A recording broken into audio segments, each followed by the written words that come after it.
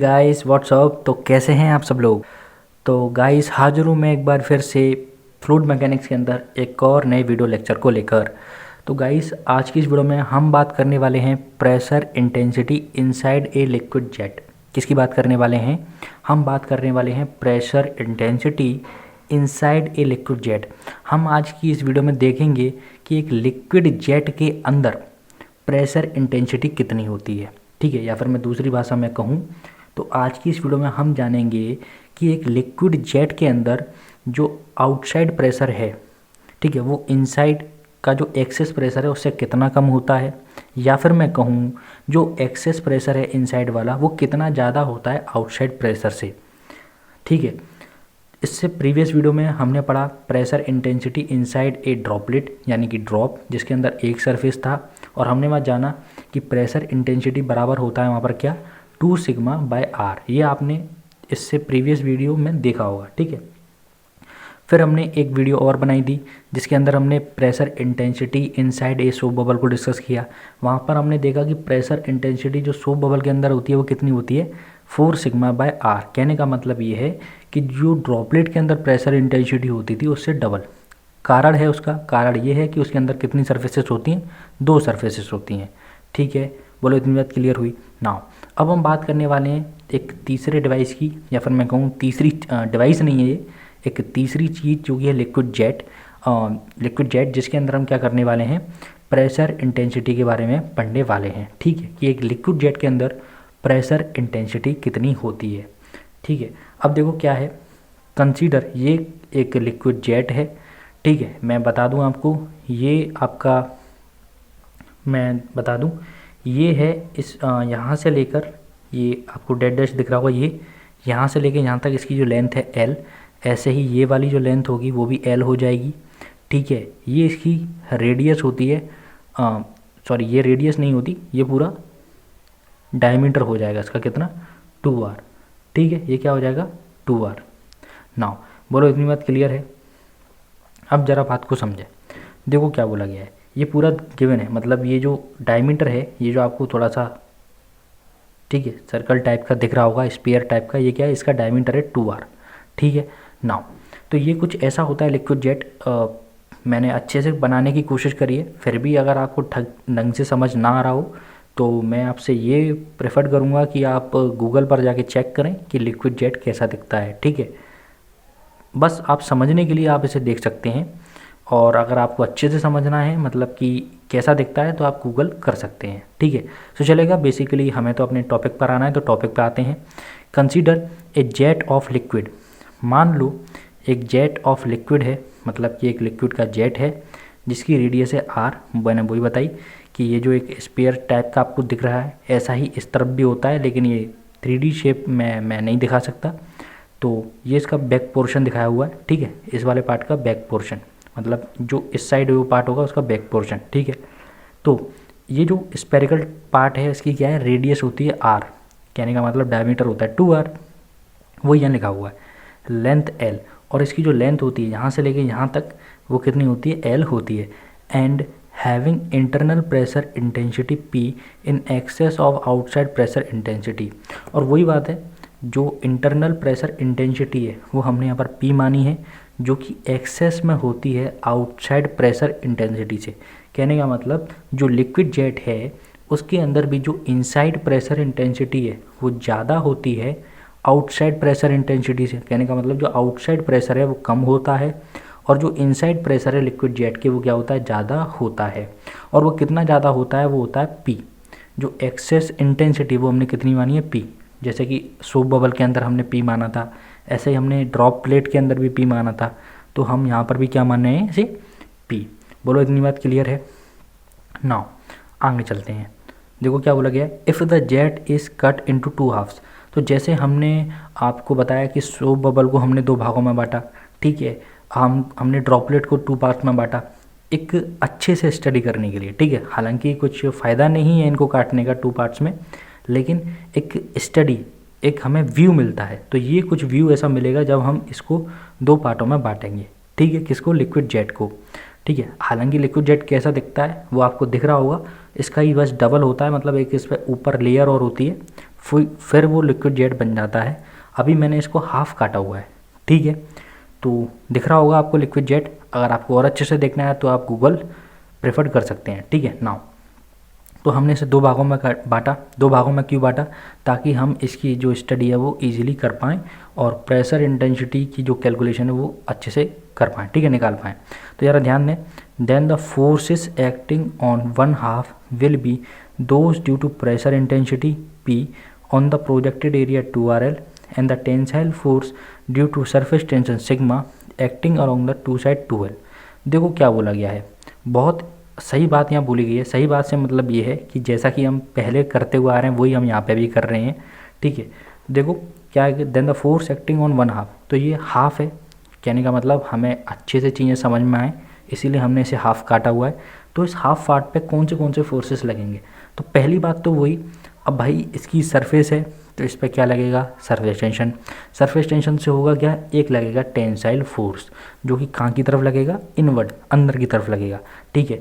तो मैंने जैसे कि ये डायग्राम है आप देख भी सकते हैं, ठीक है, ये जो प्रेशर है वो बाहर की तरफ है और जो टेंसाइल फोर्स है, ठीक है, जो सरफेस टेंशन के कारण वो क्या है? अंदर की तरफ है, ठीक है। अच्छा एक बात बताओ, जो सरफेस टेंशन है वो कहाँ एक्ट करता है? वो एक्ट करता है आपके अलोंग द लेंथ। जो लेंथ होती है, ठीक है, वो उसके अलोंग क्या करता है? लगता है। कहने का मतलब इस पर 2 चीज़ें होंगी। पहली चीज़ ये सरफेस टेंशन के कारण लगेगा टेंसाइल फोर्स, जो कि अंदर की तरफ लगेगा। दूसरी चीज़ ये होगी, अब अंदर क्या होता है? प्रेशर। अब टेंसाइल फोर्स अंदर की तरफ लगेगा, ठीक है, तो जिससे क्या प्रेशर इंक्रीज़ होगा। प्रेशर इंक्रीज़ होगा तो प्रेशर बाहर की तरफ लगेगा, ठीक है, उसे काउंटर करेगा, उसके मतलब अपोजिट लगेगा, ठीक है। तो 2 चीज़ें, एक तो लगेगा प्रेशर फोर्स जो कि एरिया पे लगेगा, दूसरी चीज़ एक चीज़ है क्या? आपकी सरफेस टेंशन जो कि अलोंग द लेंथ लगेगा। तो सरफेस टेंशन की हेल्प से हम टेंसाइल फोर्स को निकालेंगे और प्रेशर फोर्स तो हम कैलकुलेट कर ही लेंगे। वो कैसे कर लेंगे कि हमें प्रेशर इंटेंसिटी P मालूम है, हमें एरिया और पता पड़ जाए इसका, आपका लिक्विड जेट का, तो मल्टीप्लाई बाय प्रेशर, तो हमें क्या मिल जाएगा? Pressure force. ऐसे ही जब हम टेंसाइल फोर्स की बात करें तो हमें मालूम है कि इसका सरफेस टेंशन कितना है? सिग्मा, ठीक है, सिग्मा सरफेस टेंशन लग रहा है अलोंग द लेंथ, तो इसकी लेंथ और पता पड़ जाए तो हमारा काम बन जाए। तो देखो ध्यान दें, सबसे पहले अगर मैं बात करूँ प्रेशर फोर्स की या फिर मैं कहूँ प्रेशर इंटेंसिटी, तो वो किस एरिया पे लगेगी? अब देखो एक तो क्या है, ये जो है, यानी कि ये जो बन रहा है आपका स्पेरिकल शेप, जो इसकी रेडियस है 2R, ठीक है, 2R और ये L, ठीक है, तो एरिया कितना हो जाएगा इसका? 2RL। बोलो बात समझ में आई? नहीं आई? देखो क्या है, एक तो यहाँ बनना है थोड़ा स्पेरिकल शेप में ये, ठीक है, तो इसकी जो रेडियस है वो कितनी होगी? R, ठीक है, R। तो अगर मैं इसकी जो रेडियस है वो कितनी होगी? R, ठीक है। अब एंड द प्रोजेक्टेड एरिया, तो इसकी रेडियस होगी R। अब मैं अगर इसका एरिया निकालूंगा, किसका एरिया निकालूंगा, तो देखो क्या आएगा, देखो बात को समझो, ये है लिक्विड जेट, ठीक है, जैसे कि सपोज़ करो फॉर एग्जांपल मैं कैसे बताऊं, यस, कोई चीज़ है, अब जैसे कि मेरे को इसका एरिया निकालना है, ठीक है, इसका एरिया, तो जैसे कि ये है आपका स्पेरिकल नीचे की तरफ, तो इसकी रेडियस तो हो जाएगी R, ठीक है। अब इसकी है लेंथ, भाई इसकी लेंथ है, ठीक है, तो क्या हो जाएगा? ये हो जाएगा आपका RL। क्या हो जाएगा? RL। बोलो बात समझ में आ रही है? कहने का मतलब ये है कि एक तो इसमें नीचे की तरफ है R, ठीक है, क्योंकि स्पेरिकल शेप टाइप है, तो ये हो जाएगा इसका R, रेडियस हो जाएगी इसकी R, हमें मालूम है, ठीक है, और इसका मल्टीप्लाई कर देंगे लेंथ के साथ, तो क्या आ जाएगा? RL, ठीक है। अब ऐसा ही इस तरफ भी होगा, ठीक है, तो उसका एरिया भी कितना आ जाएगा? RL। भाई ये तो एक तरफ का एरिया हो गया RL, ठीक है, 2 तरफ का एरिया कितना हो जाएगा? 2RL, ठीक है, मतलब कहने का मतलब इस पूरे का जो एरिया होगा वो कितना हो जाएगा? 2RL। अगर मैं दूसरी भाषा में कहूँ तो देखो, जैसे कि मैं बताऊँ आपको, ये आपका एक रेक्टेंगल है, सपोज करके चलो, ठीक है, अगर इसकी लेंथ है, ये इसकी ब्रेथ है, तो इसकी एरिया कितना होता है? L/B, ठीक है। अब मान के चलो ये यहाँ से लेके, ये इसकी रेडियस है, यहाँ से लेके ये है R और ये है 2R, कहने का मतलब ये पूरी है 2R जो मैंने यहाँ मान रखी है, तो ये आपकी लेंथ हो गई, ये आपकी ब्रेथ हो गई, तो एरिया कितना हो जाएगा? 2R मल्टीप्लाई बाय ब्रेथ, तो 2RL। कहने के बाद समझ में आई?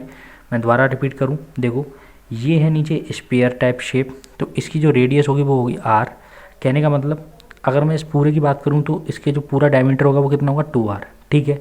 तो 2r को आप सपोज कर लो लेंथ, और जो लेंथ है उसे सपोज कर लो ब्रेथ, या फिर मैं कहूँ इस 2r को सपोज कर लो ब्रेथ, और जो लेंथ है उसे तो लेंथ मान ही लो। तो एरिया क्या हो जाएगा, लेंथ इंटू ब्रेथ यानी 2r मल्टीप्लाई बाय l। तो इसका एरिया कितना है 2rl। तो प्रेशर फोर्स तो लगेगा एरिया पर, यानी कि जो प्रेशर इंटेंसिटी है P वो प्रोजेक्टेड एरिया मतलब किस एरिया पे काम करेगा या किस एरिया पे लगेगा, इसके पूरे एरिया पे। तो एरिया कितना है इसका 2rl मल्टीप्लाई बाय l। कैसे निकाला ये मैंने आपको बता दिया। ये आप सपोज कर लो लेंथ, ये कर लो ब्रेथ, या फिर आप कर लो इसे लेंथ, इसे कर लो ब्रेथ, ठीक है। नाउ अब हम बात करेंगे टेंसाइल फोर्स की। देखो अब टेंसाइल फोर्स क्या होता है, टेंसाइल फोर्स बराबर होता है, हम जानते हैं surface tension multiply by length, ठीक है। अब देखो सरफेस टेंशन तो सिग्मा है, अब लेंथ और पता पड़ जाए तो हमारा काम बन जाए। अब एक तरफ की लेंथ है l, ठीक है, और दूसरी तरफ की भी लेंथ l होगी, तो टोटल लेंथ कितनी हो जाएगी 2l बाई 2l, ठीक है, क्योंकि surface tension along the length लगता है ना। तो एक तरफ की लेंथ है l, तो दूसरी तरफ की भी लेंथ कितनी होगी 2l, मतलब कहने का मतलब एक तरफ की l तो दूसरी तरफ की l, तो टोटल लेंथ कितनी हो जाएगी 2l। तो 2l पे हमारा क्या लगेगा सरफेस टेंशन। मैं रिपीट कर दूँ, देखो दो चीज़ें हैं, एक तो है प्रेशर फोर्स जो कि ये रहा, एक है आपका टेंसाइल फोर्स जो कि ये रहा। प्रेशर फोर्स कैसे आएगा, प्रेशर मल्टीप्लाई बाय एरिया, तो प्रेशर इंटेंसिटी है P, एरिया कितना है 2rl, कैसे निकाला लेंथ इंटू ब्रेथ, ठीक है। तो लेंथ आपकी सपोज कर लो l है, तो ब्रेथ 2r है, मल्टीप्लाई करोगे एरिया आ जाएगा, ठीक है। टेंसाइल फोर्स कैसे निकाला, सिग्मा यानी surface tension multiply by length. अब एक तरफ की l है तो दूसरी तरफ की भी l होगी, ठीक है, तो दोनों लेंथ कितनी हो जाएंगी 2l। तो सरफेस टेंसाइल फोर्स कितना आएगा सिग्मा मल्टीप्लाई बाय 2l। तो वही बात बोलिए, these two forces will be equal and opposite for equilibrium. अगर मैं इक्विलिब्रियम की बात करूं, इक्विलिब्रियम कंडीशन की बात करूं, तो उस समय ये दोनों फोर्स बराबर होंगे, एक दूसरे को काउंटर कर रहे होंगे, एक दूसरे को कैंसिल आउट कर रहे होंगे। मतलब जो टेंसाइल फोर्स है वो इनवर्ड लग रहा होगा, जो आपका प्रेशर फोर्स है वो आउटसाइड लग रहा होगा, बाहर की तरफ अपोजिट लग रहा होगा, और वो दोनों एक दूसरे को कैंसिल आउट कर रहे होंगे। तो उस केस में ये दोनों फोर्स बराबर होंगे। तो P मल्टीप्लाई बाय 2rl बराबर सिग्मा मल्टीप्लाई बाय 2l, ठीक है। तो यहाँ से P की वैल्यू कितनी आई, 2 से 2 कैंसिल आउट, L से L कैंसिल आउट, तो P की वैल्यू कितनी आई है सिग्मा बाय r। कहने का मतलब ये है कि जो प्रेशर इंटेंसिटी होती है इनसाइड ए लिक्विड जेट वो कितनी होती है सिग्मा बाय r। मैं दोबारा रिपीट कर दूं, जो प्रेशर इंटेंसिटी होती है किसी भी लिक्विड जेट के अंदर वो कितनी होती है sigma bye r। So I hope आपको ये सारी की सारी चीज़ें जो भी मैंने आपको समझाई हैं वो आपको समझ में आई होंगी। फिर भी आपको इससे रिगार्डिंग कोई डाउट है तो आप मुझे कमेंट कर सकते हैं। जल्द मुलाकात होगी नेक्स्ट वीडियो में, तब तक के लिए थैंक यू।